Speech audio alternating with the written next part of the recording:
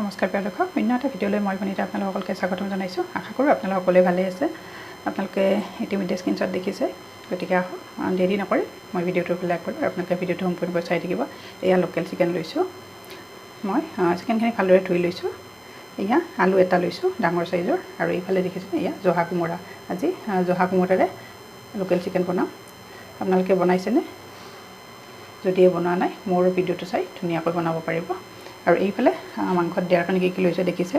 ইয়াত নহৰু কি লৈছোঁ, আদা, তেজপাত আৰু পিঁয়াজ মই 3টা লৈছোঁ ডাঙৰ চাইজৰ, সৰহকৈ যিহেতু মাংস হয়, মাংসত অকণমান বেছিকৈ দিওঁ। আৰু এইফালে শুকান জলকীয়া, আৰু এইফালে প্লেটখনত মই মছলা লৈছোঁ মাংসত দিয়াৰ কাৰণে। এয়া জিৰা পাউডাৰ, এয়া জালুকৰ পাউডাৰ, নিমখ, হালধি আৰু এয়া ধনিয়া পাউডাৰ। এই গোটেইখিনি মই এতিয়া মাংসখিনিত দিম, আৰু ইয়াতে মিঠাতেল দি মই এইখিনি ধুনীয়াকৈ মেৰিনেট কৰিম। আৰু তাৰপিছত আপোনালোকক দেখাই আছোঁ। আৰু এইফালে মই লোহাৰ কেৰাহীখন উঠাই দিছোঁ, গৰম হৈছে কেৰাহী। এতিয়া তেল দিম, মিঠাতেল, আৰু এইফালে চাওক মই মেৰিনেট কৰি থৈ দিছোঁ মছলাখিনি, গোটেইখিনি দিছোঁ। প্ৰথমতে মই আলুখিনি ফ্ৰাই কৰি ল'ম, একেবাৰে ৰংচোৱা কৰি ল'ম। ইয়াত তেল দি দিছোঁ, তেলখিনি গৰম হৈছে। এতিয়া মই আলুখিনি দি দিছোঁ ইয়াতে,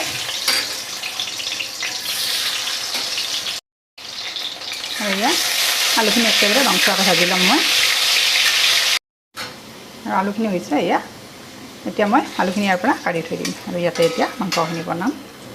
আৰু এইখিনি তেলতে এতিয়া মই অকণমান ইয়াতে চেনি দিছোঁ। মই যিকোনো মাংস বনালে এনেকৈ অকণমান চেনি দিওঁ। আৰু শুকান জলকীয়া 2টা, তেজপাত। এতিয়া চেনিখিনি গলি যোৱাৰ পিছত মই ইয়াতে পিঁয়াজখিনি দি দিম। আৰু চাওক চেনিখিনি লাহে লাহে গলিব ধৰিছে। এতিয়া কাটি থোৱা পিঁয়াজখিনি দি দিম গোটেইখিনি।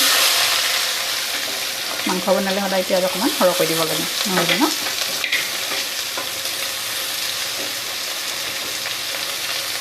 এতিয়া মই মাংস গ্ৰেভি নবনাওঁ, অকণমান জোল টাইপ বনাম। আৰু যিহেতু লোকেল মাংস হয়, আৰু মাংস অকণমান বেছি হয়, যিহেতু আমাৰ 3জন মানুহ, অকণমান জোল কৰি বনাম। এইখিনি মই একেবাৰে ৰংচোৱা হোৱালৈকে ভাজি থাকিম এনেকৈ।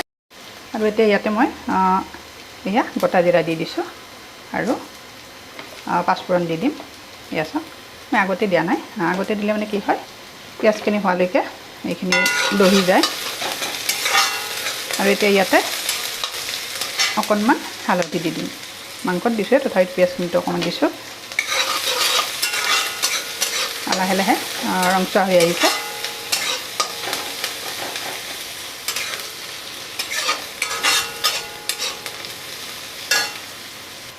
আৰু এইখিনি হৈ গৈছে পিঁয়াজখিনি। এতিয়া ইয়াত চাওক মাংসখিনি দি দিছোঁ, মেৰিনেট কৰি থোৱা। খুব ধুনীয়াকৈ লৰাই দিছোঁ। মই এতিয়া গেছৰ ফ্লেমটো হাই কৰি দিছোঁ, যিহেতু মই এতিয়া লৰাই থাকিম।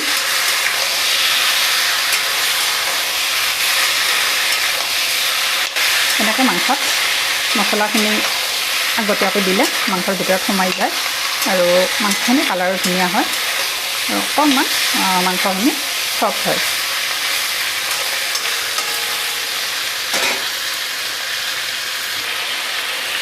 এটা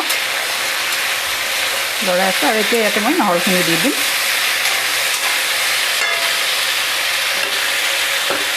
ইয়াৰ নহৰুখিনি দি দিছোঁ গোটেইখিনি।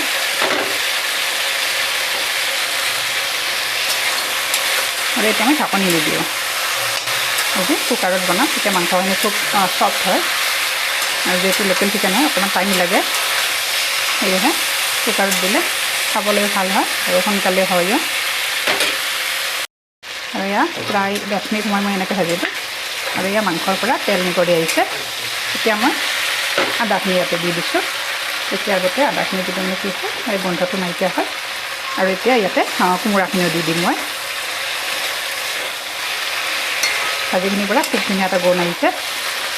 যিহেতু মই কুকাৰত দিম, সেইকাৰণে ইয়াতে ভাজি নাথাকোঁ বেছি সময়।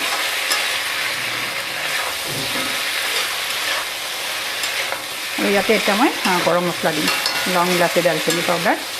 এয়া হোমমেড হয়, ঘৰত বনাই থোৱা, এয়া দি দিম। এতিয়ালৈকে দিয়া নাই।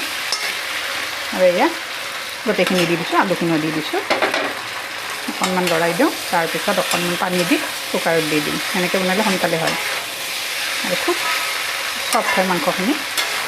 সকলোৱে খাব পাৰে, সৰুৰ পৰা আৰম্ভ কৰি একেবাৰে বুঢ়া মানুহলৈকে। ডাঠ নহয় মাংসখিনি। আৰু দেখোন কালাৰটো যিমান ধুনীয়া হৈছে। আজি মই বিলাহী নিদিওঁ, বিলাহী নিদিয়াকৈ বনাম।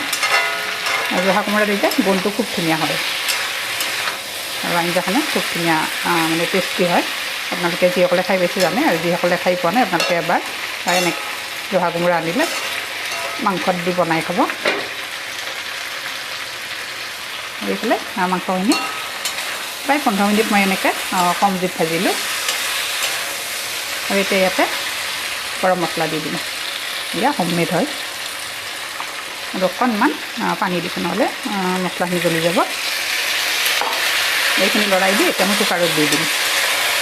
আপোনালোকে জলকীয়াটো নিজৰ মতে দিব। মই 2টা দিছোঁ আৰু কুকাৰত দিয়াৰ পিছত জ্বলাখিনি কি হয় গলি যাব, সেইকাৰণে মই এতিয়া বেলেগ জ্বলা দিয়া নাই। খুব ধুনীয়া এটা গোন্ধ আহিছে। তাতে আৰু জহা কোমোৰা দিছোঁ।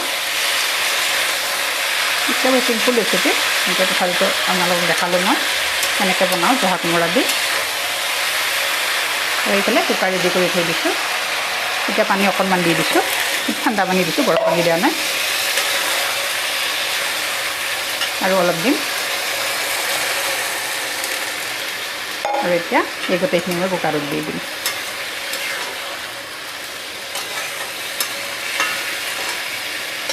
এতিয়া ট্ৰেন্সফাৰ কৰিমে হৈ আছা উতলিব ধৰিছে। এতিয়া মই ইয়াৰে লিডখন লগাই 4টা চিটি ভালকৈ ৰাখি দিম আৰু তাৰপিছত আপোনালোকক দেখাই আছোঁ।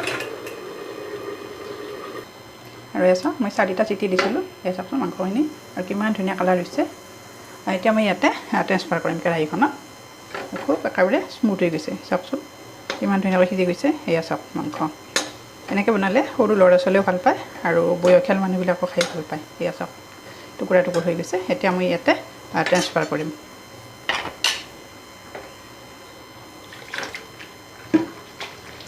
আৰু এতিয়া গেছৰ স্পীডটো অকণমান বঢ়াই দিম। ইয়াতে মান ধনিয়া দিব আছে। চাওকচোন কিমান ধুনীয়া হৈছে কালাৰটো। আৰু এতিয়া ইয়াতে মই গৰম পানী দিম। আৰু চাওক মোৰ মাংস ৰেডি হৈ গৈছে। কিমান ধুনীয়া হৈছে দেখিছেনে। একেবাৰে কম মছলাই বনাইছোঁ, যিহেতু এতিয়া গৰমৰ দিন। কেৱল জিৰা আৰু ধনিয়া গুড়ি দিছোঁ, আপোনালোকে দেখিছে। আৰু গৰম মছলাটো মোৰ হোমমেড হয়, বেলেগ মছলা ব্যৱহাৰ কৰা নাই। হৈ গৈছে। আৰু এতিয়া মই ইয়াতে কাটি থোৱা এই মান ধনিয়া দি দিছোঁ। তেতিয়া মানে খুব ধুনীয়া হয় গোন্ধটো। আপোনালোকে যদি বেয়া পায় স্কিপ কৰি দিব পাৰে, মই মানে খুব ভাল পাওঁ সেইকাৰণে দি দিছোঁ। আৰু মোৰ মাংসখিনি হৈ গৈছে, জোলখিনি খুব ধুনীয়া হৈছে। নিমখ আৰু জলকীয়াটো হৈ গৈছে। আপোনালোকে মোৰ আজিৰ মাংসৰ ৰেচিপিটো চাই কেনেকুৱা পাইছে জনাব। যদিহে চাই ভাল পাইছে তেতিয়াহ'লে লাইক কমেণ্ট আৰু শ্বেয়াৰ কৰি দিব। আৰু যদি আপোনালোকে মোৰ চেনেলটোত নতুনকৈ আহিছে কিন্তু এতিয়ালৈকে চেনেলটো ছাবস্ক্ৰাইব কৰা নাই, আপোনালোকে মোৰ চেনেলটো ছাবস্ক্ৰাইব কৰি দিব আৰু কাষতে থকা বেল আইকনটো প্ৰেছ কৰি দিব। তেতিয়া মই নতুন নতুন ভিডিঅ' আপলোড কৰিলে আপোনালোকে লগে লগে নটিফিকেশ্যন পাব আৰু চাব পাৰিব। আৰু যদি ফেচবুকত চাইছে তেতিয়াহ'লে পেজটো ফ'ল' কৰি দিব। এতিয়া চাওক মোৰ মাংস ৰেডি হৈ গৈছে। গতিকে আজিলৈ আহিছোঁ আকৌ এটি নতুন ৰেচিপিত লগ পোৱাৰ আশাৰে আজিৰ ৰেচিপিটো ইমানতে সামৰণি মাৰিছোঁ। ধন্যবাদ।